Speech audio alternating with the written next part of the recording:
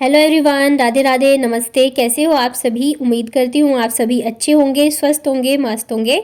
स्वागत है आप सभी का आपके अपने चैनल आशी राशि व्लॉग्स में। तो दिन है आज सोमवार, सुबह के बज रहे 6 और सुबह सुबह लग गई थी मैं यहाँ पे लंच की तैयारी में। तो आजकल क्या होता है ना, मैं रात को कुछ भी मॉर्निंग की तैयारी करके नहीं सो पाती हूँ क्योंकि काम में लेट हो जाता है। दूसरी चीज़ है, तबीयत भी थोड़ी सही नहीं चल रही है।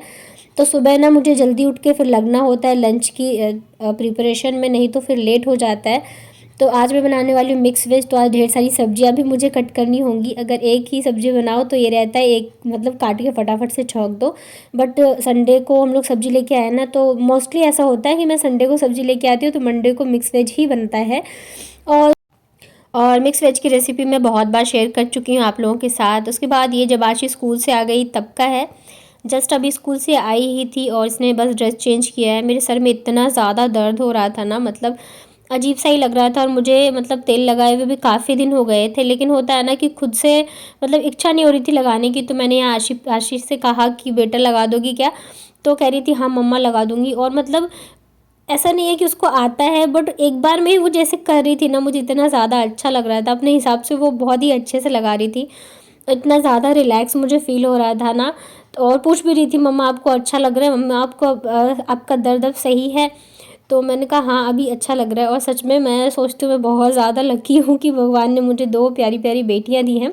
और एक यहाँ पे तो मेरी सेवा करी है, तेल लगा रही है, और दूसरी जो है वो रूठ के बैठी हुई थी। किसी न किसी वजह से मतलब उसका ये रहता है ना कि अगर उसे किसी चीज़ के लिए मना कर दो या थोड़ा सा भी डांट दो ना, तो वो तुरंत ही रूठ जाती है।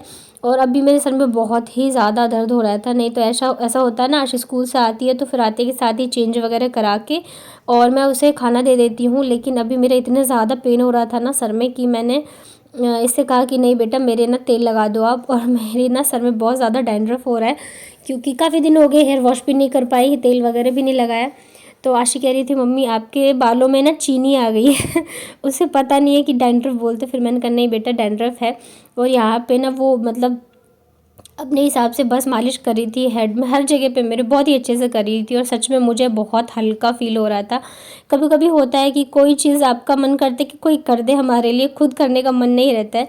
जैसे कई बार होता है खाना वगैरह ही मन करता है कोई काश बना के खिला दे या एक कप चाय ही पिला दे। तो अभी तो ये बहुत छोटे हैं, वो सब काम नहीं कर सकते, बट मेरी मालिश कर दी तो मुझे बहुत ज़्यादा अच्छा लग रहा था। और वैसे तो ऐसा है ना कि बच्चे जैसे जैसे बड़े होते जाते हैं वैसे वैसे वो काम वगैरह नहीं करते रहते, छोटे रहते तो कर देते हैं। उसके बाद ये है शाम का। तो आज मैंने क्या किया ना, किचन में ये वाली जो दरी है ना ये बिछा दी, क्योंकि तबीयत ठीक नहीं है ना, तो मैं ज़्यादा देर खड़े होकर काम नहीं कर पाती हूँ। और खाना तो खड़े ही होकर बनाना है, लेकिन जैसे प्याज वगैरह छीलना हो तो मैं इसे बैठ कर ही छील लूँगी। और यहाँ पे बाबू आई थी टमाटर मांगने के लिए, टमाटर खाने दे दो। तो वो खाती कम है, फैलाती ज़्यादा है, बट फिर मैंने उसको एक दे दिया था धो के। और अभी क्या है ना, मैं एक साथ शाम को ही बर्तन धोती हूँ। अदरवाइज़ ऐसा रहता था कि पानी जैसे 2 बार 3 बार चलता था तो मैं थोड़ा थोड़ा करके धो लेती थी, तो शाम को इतना ज़्यादा नहीं रहता था। लेकिन अभी तबीयत ठीक नहीं है ना, तो इस वजह से मैं एक मतलब दिन में मैं कर नहीं पाती हूँ तो एक बार शाम को ही धोती हूँ। तो आज बहुत सारे बर्तन हो गए थे, तो धोते धोते मेरी हालत ख़राब हो गई। और जैसे संडे को मैंने बताया था ना कि हस्बैंड ने साग ले लिए थे बहुत सारे, तो आज मुझे वो भी बनाने हैं। मॉर्निंग में मैंने मिक्स वेज बनाया था, और सुबह इतना टाइम भी नहीं रहता है कि साग बना के मैं लंच में दूँ, तो इस वजह से अभी मैं बनाने वाली हूँ। तो यहाँ पे पालक का साग है। अभी पानी आ रहा था ना, तो बर्तन के साथ साथ मैंने साग भी धो लिए। और इधर गैस पे मैंने मूली का साग जो है वो बॉईल होने के लिए रख दिया है। और बैठे बैठे यहाँ पे मैंने और प्याज लहसुन वगैरह जो इसे छील के रख लिया था, मैंने सुबह के लिए भी छील लिया है। और अभी जैसे बनाऊंगी तो उसके हिसाब से भी। तो अभी मैं बनाने वाली हूँ दाल पालक, और साथ में बनाऊंगी मूली के साग। तो मूली के साग हमारे इधर जो है वो तो एकदम अलग तरीके से बनते हैं, लेकिन आज मैं अलग तरीके से बनाने वाली हूँ। और जैसे ये रेसिपी मैं आप लोगों के साथ शेयर करूँगी, बहुत ज़्यादा टेस्टी लगते हैं खाने में। तो बस पहले मैं दाल पालक सॉरी पालक को काट के रख लेती हूँ। और ये होता है ना कि साग को अगर आप काट के धो ना, तो बहुत सारे साग जो है वो वेस्ट चले जाते हैं, क्योंकि छोटे छोटे टुकड़े रहते हैं ना, तो वो पूरे अच्छे से छन नहीं पाते। तो मैंने पहले ही धो लिया, पानी आ रहा था ना, तो मैंने पूरे पूरे को धो लिया है। और अब मैं यहाँ पे काट लेती हूँ, और तब तक जो मूली के साग है वो भी बॉईल हो जाएंगे अच्छे से। उसके बाद फिर जाके मैं इसको छौंक दूँगी। और उधर मुझे आशी का होमवर्क भी कराना है, तो मुझे उसकी भी टेंशन है। वैसे तो कर लेती है, लेकिन फिर भी बच्ची है तो मतलब बैठना पड़ता है। अगर नहीं बैठूंगी तो एक काम करती है और तुरंत खेलने में लग जाएगी या इधर उधर, या फिर कुछ ना कुछ गड़बड़ कर लेती है वो। तो यहाँ पे देखिए मूली जो है वो उबल गया था, तो मैंने उसे रख दिया ठंडा होने के लिए।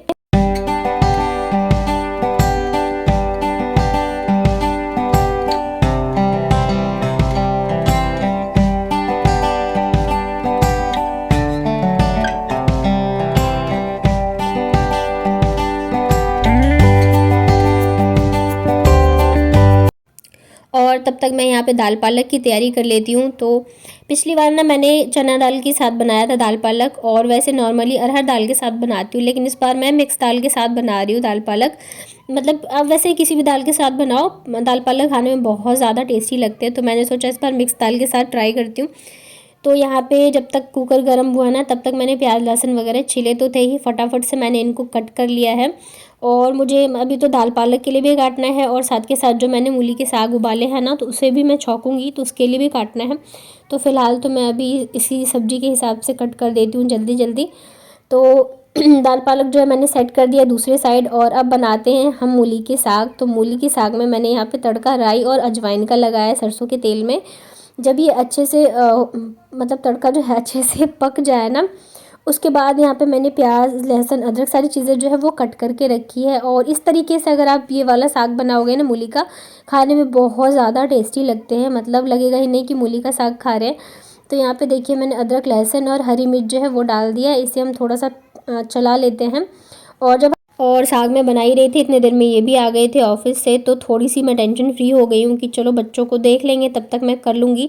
नहीं तो फिर आधा ध्यान मेरा किचन में रहता है, आधा ध्यान मेरा जो है वो अंदर रूम में रहता है कि पता नहीं क्या कर रहे हैं क्या नहीं, इस वजह से। और ये आ जाते हैं ना, तो ये रहता है कि चलो ये देख तो रहे हैं, मतलब गिर न जाए, कहीं कुछ हो ना जाए। तो यहाँ पे देखिए प्याज लहसुन जब अच्छे से पक गए थे, तो फिर यहाँ पे मैंने एक मीडियम साइज़ का प्याज जो है उसे बारीक कट करके डाल दिया है। और ये वाला साग जो मैंने बनाया था ना, तो हस्बैंड को पता ही नहीं चला कि ये मूली का साग है। जब वो खा रहे थे ना खाना, तो पूछ रहे थे ये क्या बनाया तुमने। फिर जब मैंने मूली का साग बनाया, तो कह रहे थे बहुत अच्छा लग रहा है, पता ही नहीं चल रहा है कि मूली के साग हैं। और मतलब साग खाने में तो बहुत ज़्यादा टेस्टी लगते हैं, लेकिन इन्हें बनाना थोड़ा झंझट का काम रहता है, मतलब टाइम थोड़ा ज़्यादा लगता है। और आज तो मुझे 2-2 साग बनाने थे, तो मतलब मैं शाम से ही लग गई थी काम में, मतलब 5 बजे से जो मैं लगी ना, वो मैं लगी ही हूँ। और सच बताऊँ तो हिम्मत तो नहीं हो रही थी कि मतलब मैं बनाऊँ, क्योंकि तबीयत ठीक नहीं है ना, तो इतनी देर खड़े नहीं हुआ जा रहा मेरे से। लेकिन फिर ये था, ये लेके आए थे, इतने मन से इन्होंने लिया था, और नहीं बनाओ तो खुद भी लगता है कि मैं नहीं बनाई, तो बस इस वजह से मैं बना रही थी। तो यहाँ पे मसाले थोड़े थोड़े मैंने डाल दिए थे, हल्दी पाउडर, धनिया पाउडर और गरम मसाला। उसके बाद यहाँ पे मैंने एक टमाटर को कट करके डाल दिया है। अब हम इन सबको अच्छे से फ्राई कर लेते हैं, जब तक कि टमाटर जो है वो गल न जाए। और जो मैंने मूली के साग को बॉईल किया था ना, उसे ठंडा होने के बाद मैंने इसमें से अच्छे से पानी को निचोड़ लिया है, मतलब बिल्कुल भी पानी नहीं रहना चाहिए, नहीं तो टेस्ट जो है अच्छा नहीं आता है। उसके बाद इसमें जो हमने प्याज वगैरह फ्राई करके रखे हैं ना, उसमें मैंने ये मूली का साग जो है डाल दिया, ऊपर से डाला है स्वाद अनुसार नमक, और बस इसे हम 5 मिनट के लिए अच्छे से फ्राई कर लेंगे।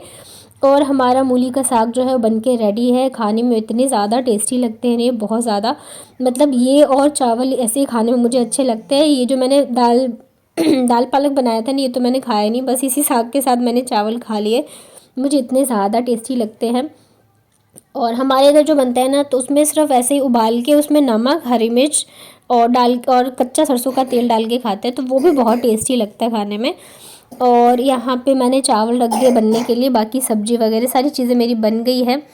तेल ख़त्म हो गया था, अभी हम लोग ग्रोसरी लेके आए हैं ना, तो मैं इसमें भर देती हूँ। मैं मोस्टली जो है वो पाउच वाला ही तेल लेके आती हूँ, क्योंकि फिर ये डब्बा लेके आओ, फिर ये ढेर लगते जाते हैं, तो इस वजह से मैं पाउच ही लेके आती हूँ। जब मुझे यूज़ रहता है तो मैं कट करके डब्बे में भर लेती हूँ।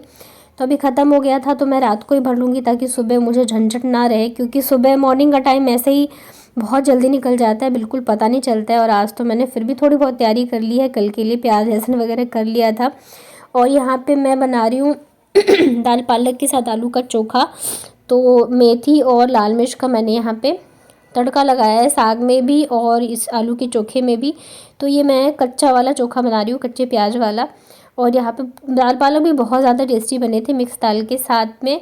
तो बस इसे मैंने कर दिया है मिक्स, और ये थोड़ा ठंडा हो जाए फिर मैं चोखा भी बना लूँगी। और इधर देखिए जो साग बनाए थे मैंने वो भी रखा हुआ है, बहुत ज़्यादा टेस्टी बना था ये भी। और बस यही था मेरा आज का व्लॉग।